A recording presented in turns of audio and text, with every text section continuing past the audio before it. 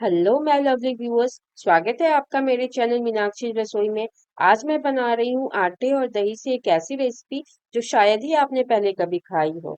यह आपके किचन में रखे बेसिक इंग्रेडिएंट्स से बन जाती है और शाम की छोटी मोटी भूख के लिए परफेक्ट है। तो मेरी इस रेसिपी को पूरा जरूर देखें और एक बार ट्राई करें। तो चलिए शुरू करते हैं। यहाँ पे मैंने एक मिक्सिंग बाउल में 1 कप गेहूं का आटा लिया है। ये नॉर्मल आटा है जिससे हम रोटियां बनाते हैं। साथ ही मैंने इसमें ऐड किया है 1/4 कप बेसन। यहाँ पे मैंने चने का बेसन लिया है। अब मैं इसमें डाल रही हूँ 1 चम्मच नमक। नमक आप अपने स्वाद अनुसार कम या ज्यादा ले सकते हैं। अब इसमें जाएगा आधा चम्मच हल्दी का पाउडर, 1 चम्मच भुना हुआ जीरा का पाउडर, 1 चम्मच कश्मीरी लाल मिर्च और मैंने लिया है 3 चम्मच घी। आप घी की जगह यहाँ पे तेल भी ले सकते हैं। अब मैं इसमें ऐड कर रही हूँ 1 चम्मच कस्तूरी मेथी। इसे हम इस तरीके से हाथों से मसल के डालेंगे। इससे इसका टेस्ट जो है वो बहुत अच्छा आता है। अब मैं सारे मसाले को और घी को पहले आटे के साथ अच्छे से मिक्स कर लूंगी। अभी तक मैंने इसमें दही नहीं डाला है। दही अगर हम पहले डाल देंगे तो सारे मसाले और घी जो है वो आटे में अच्छे से मिक्स नहीं हो पाएंगे और फिर आटे में मसाले और घी का अच्छा फ्लेवर नहीं आएगा। तो पहले हम घी और मसाले को अच्छे से मिक्स कर लेंगे। तो ये देखिए घी और मसाले जो है आटे में अच्छे से मिक्स हो चुका है। तो अब मैं इसमें ऐड कर रही हूँ दही। यहाँ पे मैंने 2 चम्मच दही ली है और दही यहाँ पे मैंने हल्की खट्टी वाली ली है। अगर आप इसमें मीठी दही लेंगे तो फिर कोई दही का फ्लेवर ही आटे में नहीं आएगा। तो इसलिए कोशिश करें कि दही जो है वो हल्की सी खट्टी हो। बहुत ज्यादा खट्टी भी ना हो बट थोड़ी सी खट्टी दही आप इसमें ले, जिससे हल्का हल्का खटास वाला फ्लेवर जो है वो आटे के साथ जाएगा। तो हम दही को पहले आटे के साथ अच्छे से मिक्स कर लेंगे। तो ये देखिए मैंने अच्छे से मिक्स कर लिया है दही को आटे में।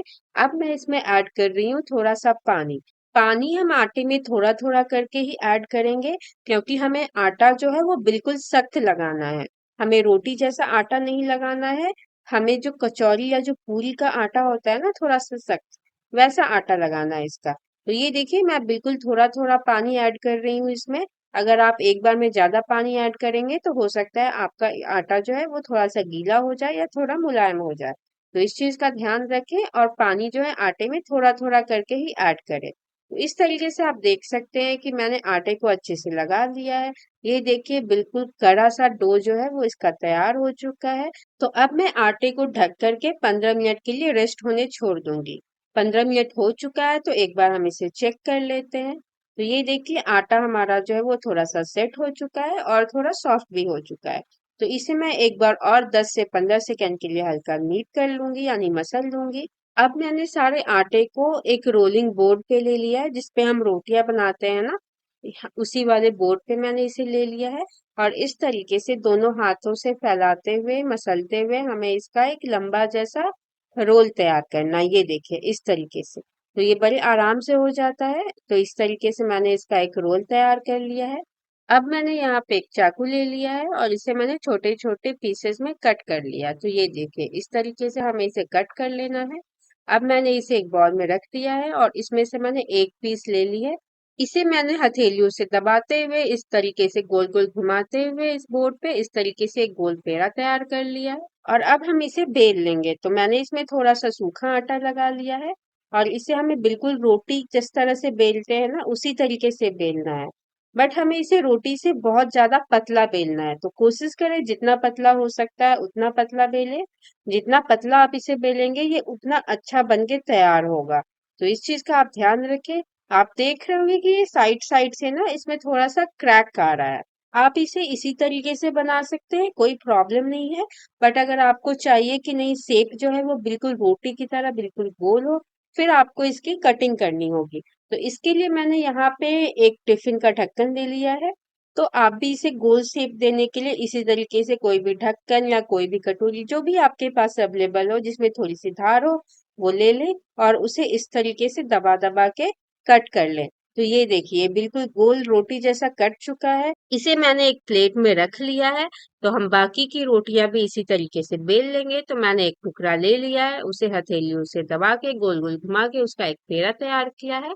और फिर हम उसमें सूखा आटा लगा के हल्के हाथों से इस तरीके से एक बड़ी सी रोटी बेल लेंगे। तो ये देखिए बहुत आराम से ये बिल जाती है। वापस से अगर हमें इसे सेप देना है तो इसी तरीके से ढक्कन से लेके हमें इसे गोल गोल काट लेना है। तो ये देखिए बिल्कुल दूसरी रोटी भी इस तरीके से तैयार है हमारी। इसे भी मैं प्लेट में निकाल लेती हूँ और इसी तरीके से मैंने अपनी सारी रोटियां जो है वो बेल करके और कट करके तैयार कर ली हैं।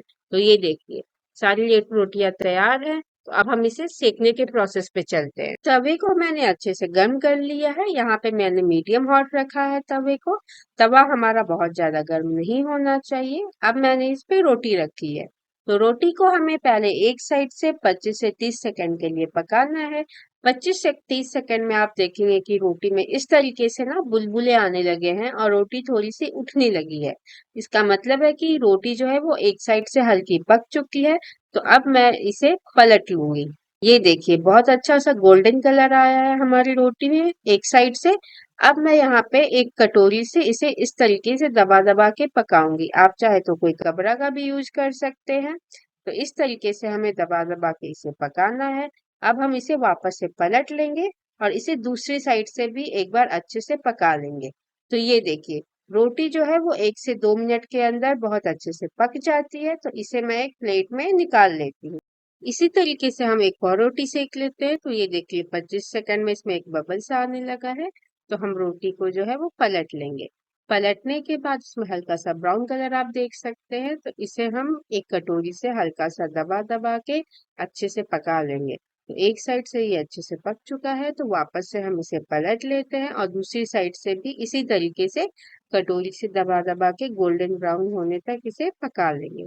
तो जो रोटी है वो दोनों साइड से अच्छे से गोल्डन ब्राउन हो चुकी है, पक चुकी है। तो इसे भी हम एक प्लेट में निकाल लेते हैं।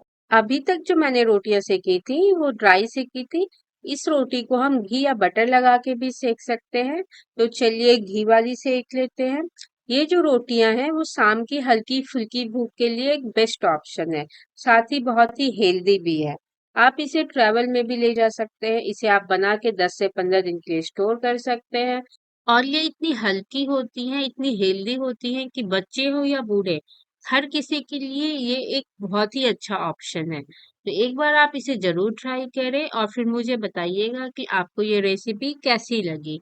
रोटी को मैंने दोनों साइड से अच्छे से सेक लिया है। ये देखिए अब मैं इसमें घी लगा रही हूँ। तो मैंने इसमें अब दोनों साइड से अच्छे से घी लगा लिया है और ये घी वाली रोटी भी हमारी तैयार है। तो इसे भी मैं एक प्लेट में निकाल लेती हूँ। इसी तरीके से मैंने सारी रोटियां सेक ली हैं। तो आप देख सकते हैं कि हमारी नमकीन करारी और खास्ता रोटी जो है वो बिल्कुल रेडी है। ये देखिए फ्रेंड कितनी खास्ता है और कितनी करारी है। बेसिकली यह एक तरीके का आटे का रेडी टू ईट पापड़ है, जिसे आप शाम में चाय के साथ ले सकते हैं या छोटी मोटी भूख में चटनी अचार के साथ ले सकते हैं। और अगर लंबे ट्रेवल पे जा रहे हो तो इसे पैक करके ले जा सकते हैं। तो ये एक बेस्ट ऑप्शन है। तो आप एक बार इस रेसिपी को जरूर ट्राई करें और मुझे कमेंट करके बताएं कि आपको कैसी लगी। साथ ही अगर आपको मेरी ये वीडियो अच्छी लगी हो तो मेरे चैनल को लाइक सब्सक्राइब और अपने दोस्तों के साथ शेयर करना ना भूलें। Thank you so much and be tuned for the next video.